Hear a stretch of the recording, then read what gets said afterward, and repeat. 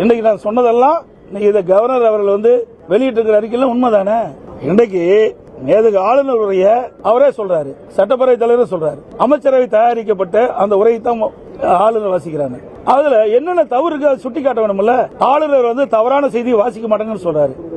அவருடைய நியாயம் அதுதான். ஒரு மேதகு ஆளுநர் அவர்கள் தமிழகத்தில் நிலவுகின்ற நிலைமையை உண்மைத்தன்மை இருந்தா தான் அது பேச முடியும். தவறு இருக்கின்ற பொழுது சுட்டி காட்டுகிறார். இந்த அரசு அதை ஏற்றுக்கொள்ள மறுக்குது. அதனாலதான் இப்படிப்பட்ட வெளிப்பாடு. அது மட்டும் இல்ல, ஆளுநரை பற்றி என்ன செய்தி சொல்ல வேண்டுமோ அதையே முன்கூட்டி தயாரித்து முதலமைச்சர் அந்த சட்டமன்றத்தில் இன்றைக்கு தீர்மானமா கொண்டாடுறாரு. எப்படி கவர்னர் இப்படி பேசுவார்னு தெரியும்.